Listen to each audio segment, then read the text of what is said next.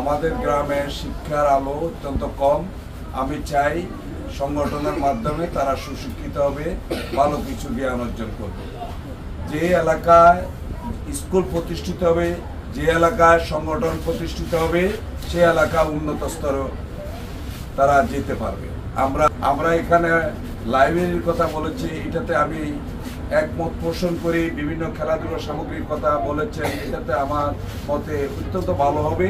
শিক্ষার সাথে সাথে যদি খেলাধুলার চর্চা থাকে, তাহলে সে অনুশীলনের মাধ্যমে সে একদিন আমাদের সাইফুদ্দিন যে ফাজিলপুর বাড়ি অজগাঁয়ের একটা সন্তান, আজকে আন্তর্জাতিকভাবে সে একজন খ্যাতিসম্পন্ন প্লেয়ার। আমরা এই গ্রাম থেকে যে ভালো প্লেয়ার সৃষ্টি হবে না, ভালো মেধাসম্পন্ন ছেলে সৃষ্টি হবে না, সেটা আমরা বিশ্বাস করি না। আমাদের গ্রাম থেকে আমরা চাই ভালো সন্তানগুলো উড়ে আসুক।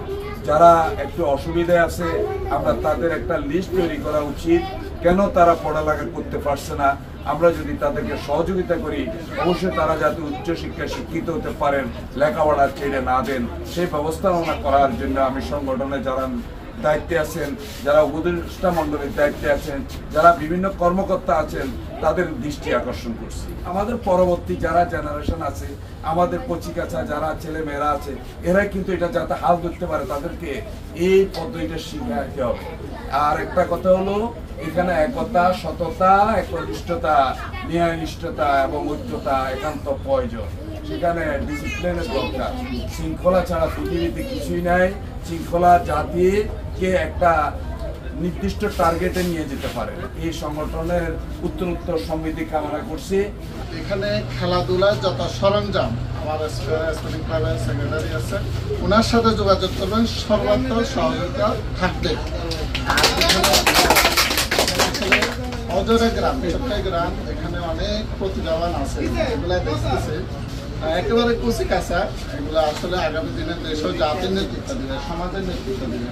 আমার সামনে কিন্তু শিক্ষক মানুষ আছেন, শিক্ষক মানে মানুষ গড়ার কারিগর, আমরা এটা জানি, ওনাদের মাধ্যমে আমরা গড়ে উঠছি।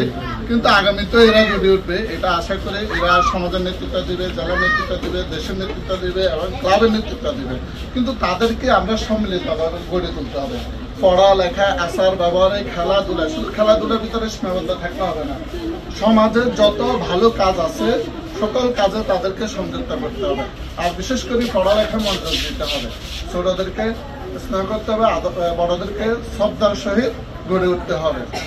এখানে ভ্রাতৃত্ব, বন্ধুত্ব এবং সহমর্মিতার মাধ্যমে আমরা একে অপরকে কি চলবো, গড়ে উঠবো, এটাই কামনা করে। তাদের জন্য এখানে অনেক বাচ্চারা আছে, এদের জন্য কিটা আসলে আপনারা না চাইলেও কিন্তু ওরা খেলবে। এখন আপনারা ওদেরকে যদি উৎসাহ দেন, এখন থেকে গাইড করেন, তাহলে ভালো খেলবে। আর যদি এখন থেকে গাইড না করেন, তাহলে ওরা ওই রাস্তা ছেলের মতো খেলবে, কিন্তু খেলা কেউ বন্ধ করবে না। অনেকে ইন্টারমিডিয়েট পরে যায় খেলা শুরু করে। আপনার বাচ্চাটা খেলুক, যতদিন খেলবো, জানা 20 বছর 25 বছর এট লাস্ট জানা যাই খেলুক। তবে আমরা এটুকু নিশ্চয়তা দিই, যারা ক্রিকেট খেলে, যারা ফুটবল খেলে, তারা খারাপ পথে কম যায়। তারা খারাপ পথে যাওয়ার সুযোগ থাকে না, কারণ সন্ধ্যাবেলা তারা ক্লান্ত থাকে, আর্লি ঘুমায় যায়। যারা আর্লি ঘুমায় তারা আর্লি উঠে, যারা আর্লি উঠে তারা সবসময় সুস্থ থাকে। আমরা দেখেন, আমরা জানা কর্মক্ষেত্রে আসিও অনেক জায়গায় অনেক সাকসেস হচ্ছে, এই কারণে যে আমরা ক্রিকেট থেকে অনেক কিছু শিখছি, অনেক মানুষের সাথে মিশতে পারছি, অনেক জায়গায় যেতে পারছি। তো আপনাদের বাচ্চাদেরকে আমাদের লেমুয়া ক্রিকেট একাডেমি আছে, আমাদের এটা যদি ভালো না লাগলে ফেনী ক্রিকেট একাডেমি আছে 4-5টা, ওখানে দেন, একটা গাইডনেসের মাধ্যমে নেন, তাহলে ভালো প্লেয়ার তৈরি হোক। ভালো প্লেয়ার তৈরি হলে সে না সহজে না 10টা মানুষের সাথে মিশবে। আমি একটা কথা বলি, একজন না আমরা রোনালদোকে সবাই চিনি, কিন্তু পর্তুগালের প্রেসিডেন্টে কেউ চিনি না।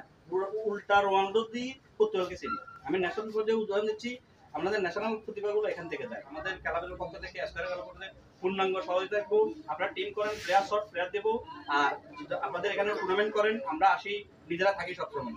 শুরুতে প্রতিষ্ঠাতা সমিতি হিসেবে ছিলেন আমাদের নুরুদ্দিন মুকুল ভাই। আমার অবদানে আমরা গ্রামে ক্রীড়া, বিশেষ করে ক্রিকেট, আমাদের গ্রামের ক্রিকেট মুকুল ভাইয়ের অবদান আমাদের ক্রিকেট ছিল। তো আমরা সংঘবদ্ধ হয়ে খেলাধুলা আরম্ভ করি এবং অদ্যাবধি আমাদের গ্রাম থেকে বিভিন্ন জায়গায় আমরা টুর্নামেন্টে অংশগ্রহণ করি। আর এখানে আমরা একটা জিনিস করতে চাই, সেটা হচ্ছে যে কি আমাদের ক্লাবের পাশাপাশি পাঠাগার করার আমাদের উদ্যোগ নিয়েছি।